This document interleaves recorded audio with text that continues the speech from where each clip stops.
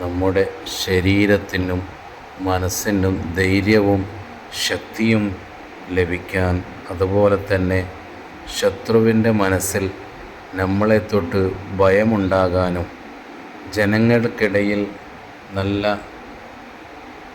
പേര് ലഭിക്കാനും, ദാരിദ്ര്യം നീങ്ങാനും, ജീവിതത്തിൽ ഐശ്വര്യമുണ്ടാകാനും, അതുപോലെ തന്നെ ഭയന്ന അവസരങ്ങളിൽ സംരക്ഷണം ലഭിക്കാനും,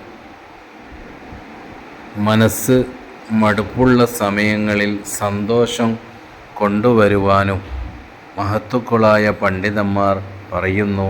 യാ ലത്തീഫ് യാ അള്ളാ എന്ന പരിശുദ്ധമായ അള്ളാഹുവിൻ്റെ ഇസ്മ് ദിവസവും 129 പ്രാവശ്യം ചെല്ലുകയാണെങ്കിൽ ഈ പറയപ്പെട്ട എല്ലാ വിഷമങ്ങളും സങ്കടങ്ങളും നീങ്ങുന്നതാണ്.